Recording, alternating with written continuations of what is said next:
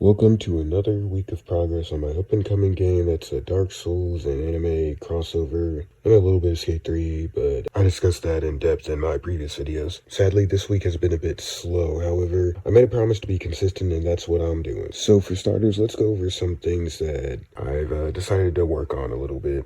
Before we discuss the nerd stuff, I wanted to take a moment to figure out how I get the outline thing working, because, what's anime without outlines? I didn't have the patience to write my own code, so I just stole some random person online's code. Thank you very much. I just applied it to a shader, and congratulations, we now have outlines outlining the character outline. And with outlines, the game now looks, mediocre. First, I wanted to figure out this UI stuff, even if it's just a little bit of information being displayed. I want to show off how much HP the character has, so this can communicate to not only the player, but also to the developer, which is me.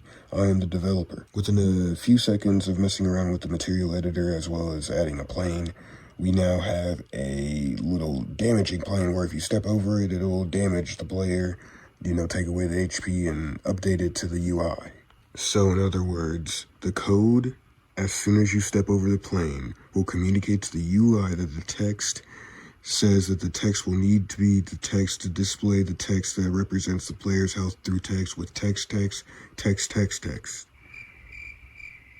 Who the hell wrote this script? Second, the game has a bit of bugs, mostly related to crouching. Like, for example, if you crouch and you press the attack button, it'll still attack, but it, freeze the last frame of the animation so that you're just sliding around in the last frame, which I don't like. I'll need an animation that the code knows it can revert back to. To fix this, I added my own crouching idle animation, which was just, the frame of the crouching, basically.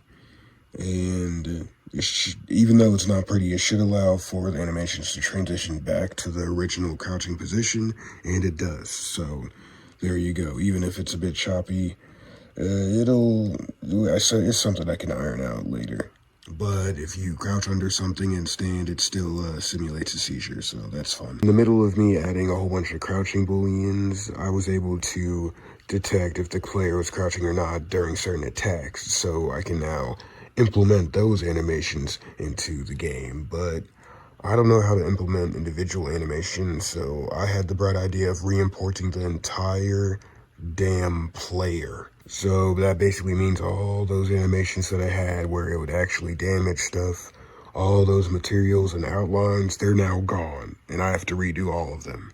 I'm pretty sure there is a better way and an actual way to implement animations in different aspects from your model that you want to, overwrite the original aspects, but I'm too much of a dumbass, so be right back. So I feel like this is actually a blessing in disguise, because it allowed me to fix up my code quite a bit. In the midst of fixing up my code, though, the game decided not to work properly by making the player walk forward while facing to the left side, which is completely incorrect. I don't know why this is happening. It never happened before, but it just decided to do it now. It decided to fuck me now. Why is it fucking me? I don't understand. I love Godot, but it treats me like an abusive housewife. That's as however they say it, as par for the course or whatever. I eventually fixed it, and so now that we have a better, structured player node, I did some tweaking with inputs and found out that the player wasn't actually attacking in the direction of the arrow keys. So that would have been a huge problem nearing the future. So I'm glad I fixed that. But yeah, the player wasn't actually attacking in the right direction. I don't know how I didn't notice that, but then again, I don't notice most things. It's a perk of being legally blind, you bitch. Most of the stuff that came with me redoing everything from the player node is a big code rehaul and cleanup, even though there are still a bunch of if statements, don't get me wrong. I also added a few functions, such as death functions, where if your health reaches 0, the game will insult you, and a healing function, where if you press the key, it'll heal you. I mean, what'd you expect? You expect it to, punch you in the face? What else do you expect a heal function to do, honestly?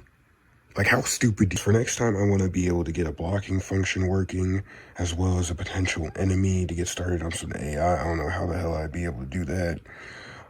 But I guess trial and error, like always. I will fix the back step, hopefully, and figure out how to import animations in from Blender, because I hate having to re-import everything.